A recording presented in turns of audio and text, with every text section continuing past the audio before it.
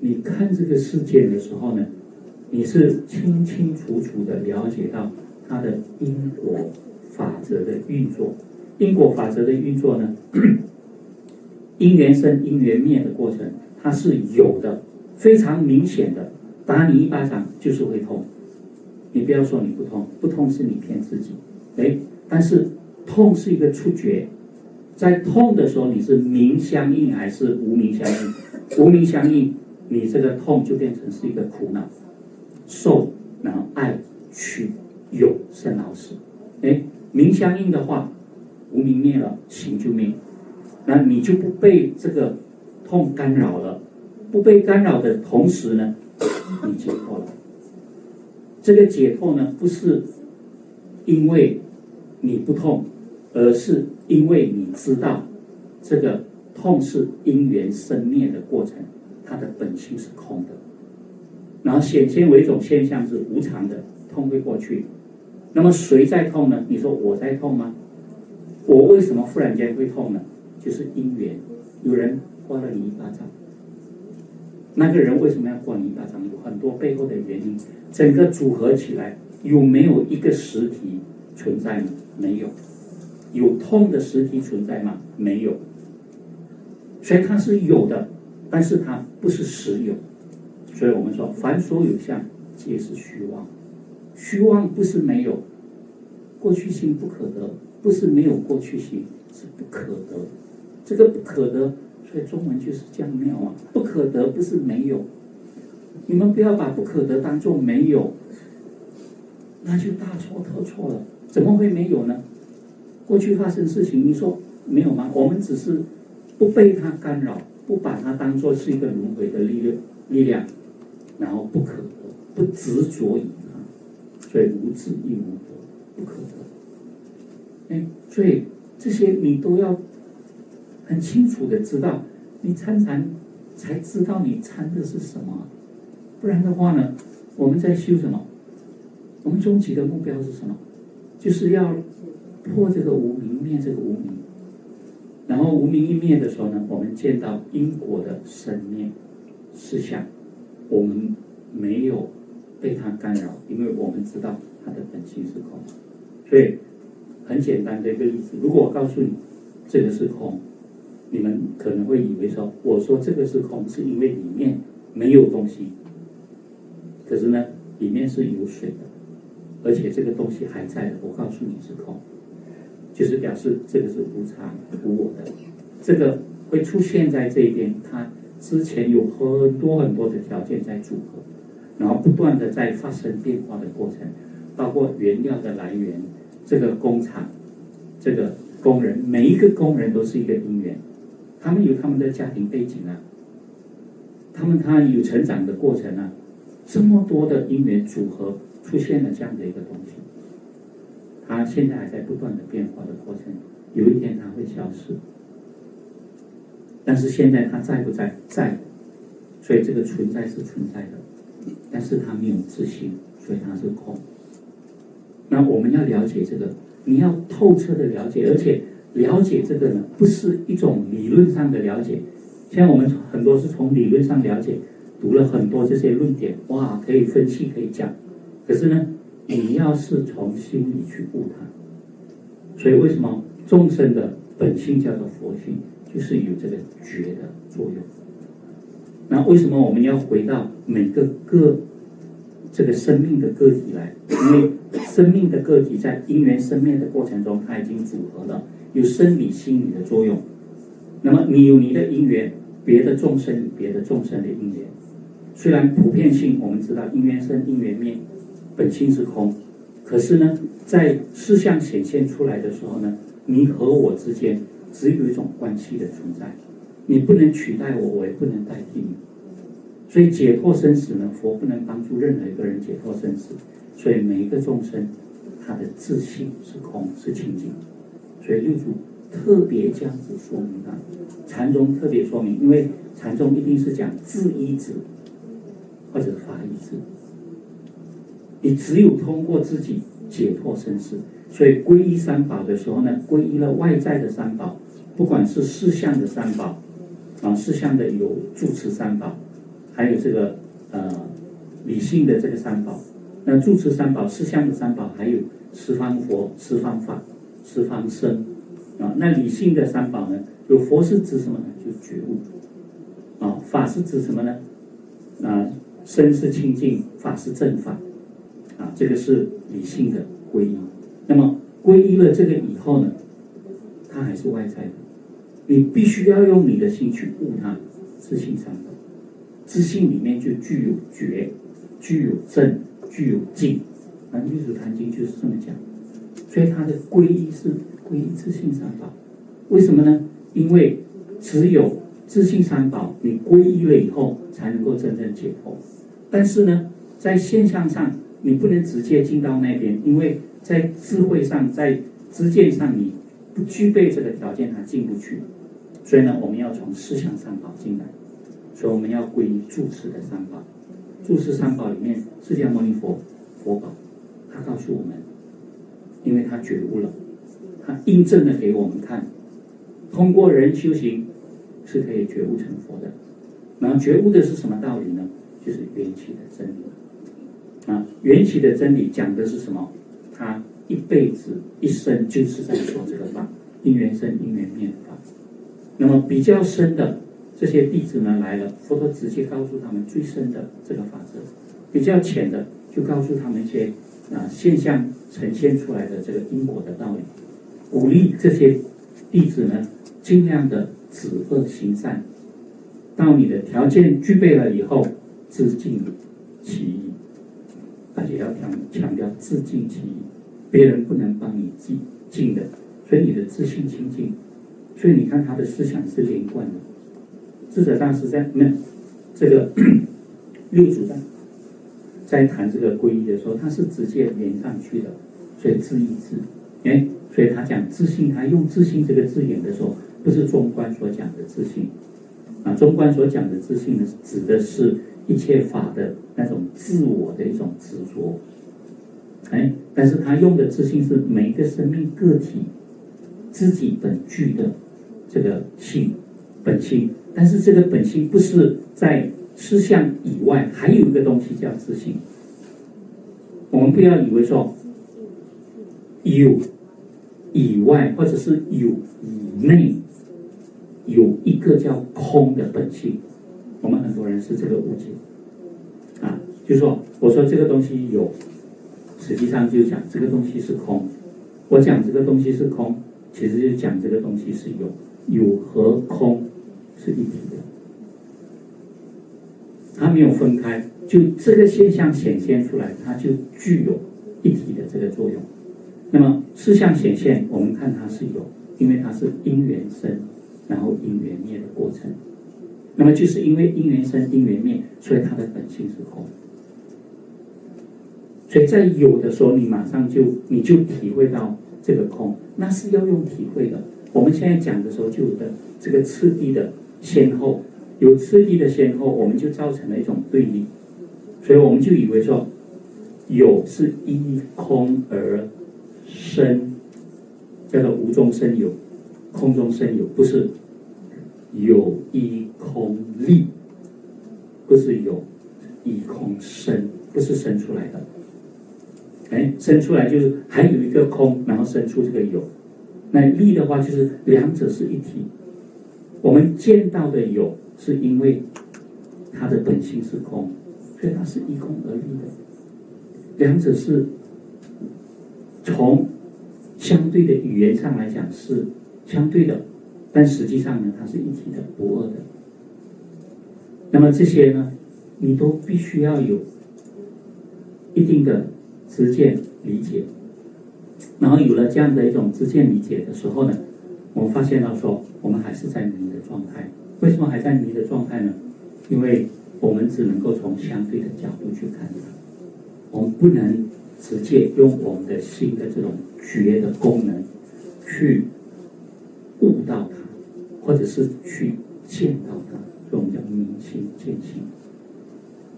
见到，所以见到呢，就是你透彻明白，然后这个透彻明白是你的心完全知道这个是怎么一回事，这种就是智慧。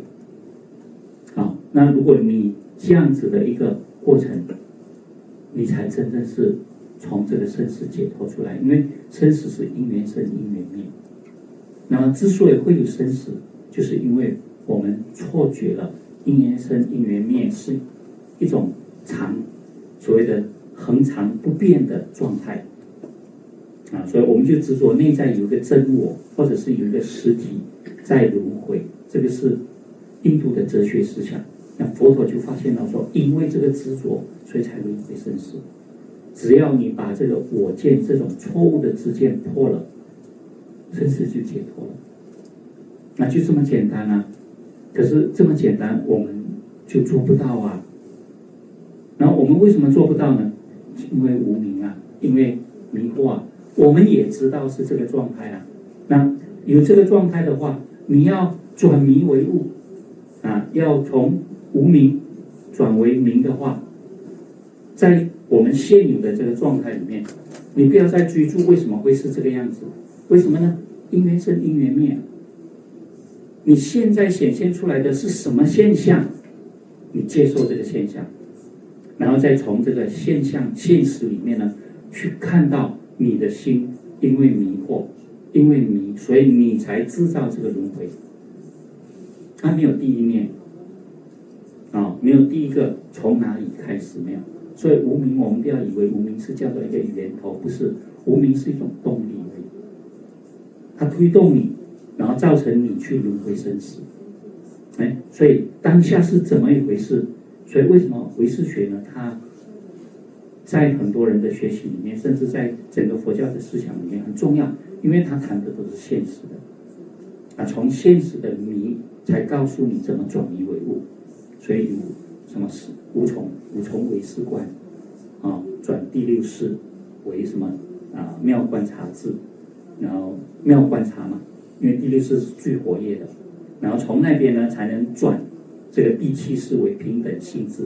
因为第七识呢是有慢心，然后有错误的知见，有迷惑的染着所以都不平等了。因为不平等有高下之分有这个分别的时候就有慢心，有慢心就有自卑感，全部都是一体在运作。所以呢你就没有办法解脱。那怎么办呢？我们妙观察了以后，发现一切法是平等的，因缘生因缘灭，所以本性是空，是平等，所以它就转成平等性质。那么这个时候呢，你就可以转第八识为大圆镜智。所以说大圆镜智就是譬喻这个智慧呢像镜子一样，什么东西呈现在它前面呢，都是清清楚楚的照见，同时是不被干扰不被动摇的。所以这个就莫照了。照然后莫，大圆镜吗？这样的一种智慧你有了这个智慧，你的前无事就可以转成各种度生的方便，叫做成所作智。所以怎么修？所以他的这个教学它是蛮具体的。可是我们发现到说，后来呢，这个五重唯识观都很清楚，但是没有人用，可能比较繁琐一点。可是转迷为悟的这个观念，就是它的中心，转识成智，转然成境。所以只要这一念之间转了，它就过了。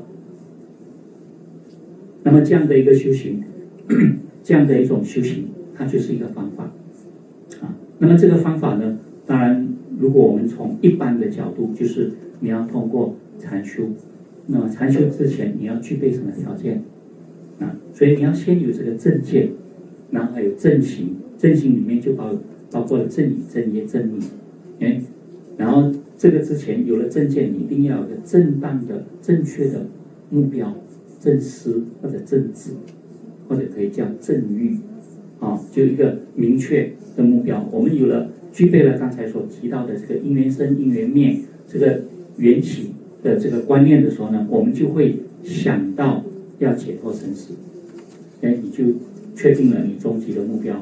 怎么去实践呢？正语正业正命，就从持戒下手。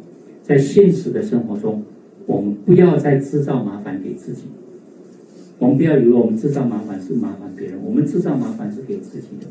所有的麻烦一定回到你身上来，然后你就背负着它，然后就继续一直轮回。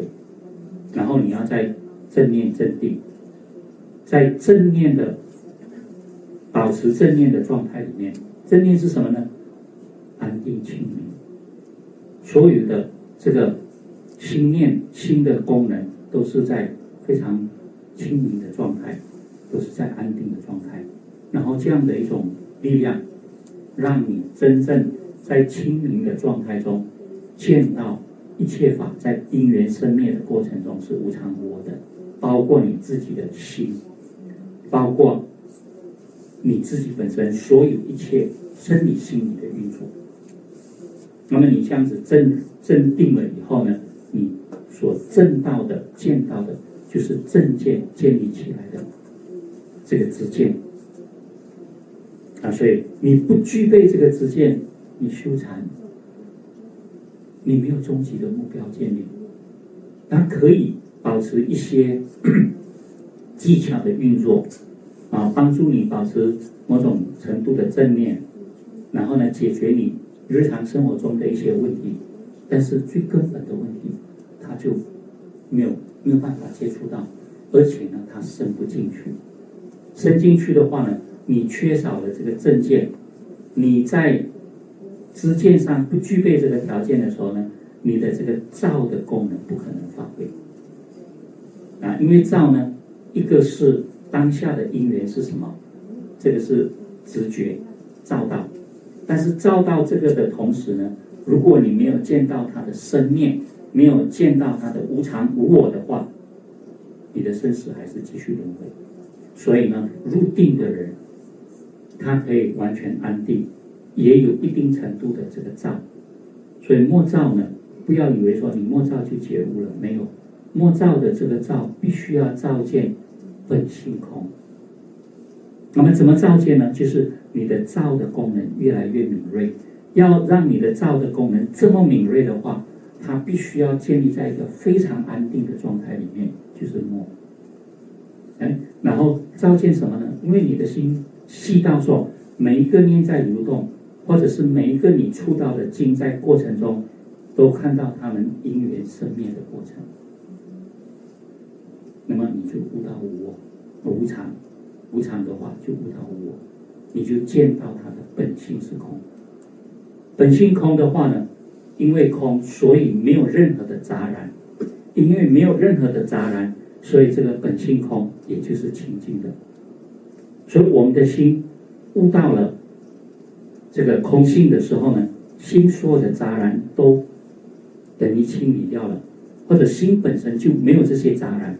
表面上看起来有这些杂染，可是这些杂染并没有真正能够染住你的心，因为你的心的本性是空的。我们也比喻过了，好像天空，我们看到很多雾霾，很多云朵，可是呢，它不障碍这个虚空本身的这个清净。这些雾霾有染着会停留在那边吗？不会的，它一直不断的在变化。下一场雨，吹一阵风，它就过去了。本性清净的这个作用还是一直在运作而已。但是我们就是在这个雾霾的状态里面，我们执着。那如果你了解到说，在这个雾霾的状态里面，虚空本身还是清净的，然后把这个雾霾清理掉了以后，雾霾不可能染着于这个虚空。所以我们的心本性清净，就是因为本性是空，所以没有任何的杂染。那么这种状态，如果你悟到这个境界了以后呢，呈现出来的定慧一体嘛，它就默和照就同时运作了，其实也不能分开了啊。在那种很安定的状态，你各种的智慧就造作，这个智慧造作出来的就是清净的，因为你的本性是清净，所以你的心净，国土就净，显现出来的一切行自然就清净的，不会有任何的杂染在里面。但是因为你显现出来的时候，还是需要通过这个思想。那么思想呢，显现出来是相对性，所以别人就会分别这个是杂然还是清净？那么在这个过程里面发现到说，这些已经开悟的人，他不会被这个杂然染着于他，不会被杂然染着于他，他的行为很自然是清净的。他的行为清净的话，我们就发现到说，比如说他不需要守戒，他不需要守戒，不是因为他不守戒，而是戒都是防止杂染的东西。对，就好像说，我们身体不干净了，我们才需要去防护它。假如我们的身体是清净的话，你就不用防护。你的行为会有杂然的行为造作，我们才需要戒还有定的这个作用来帮助我们防护我们去造作这个不好的行为。但是如果你心完全清净了，显现出来的一切都是智慧的话，这些都不需要了。所以是一心三昧，你的心直接的流露出来，所以你的自信清净的心是完全直接流露出来的。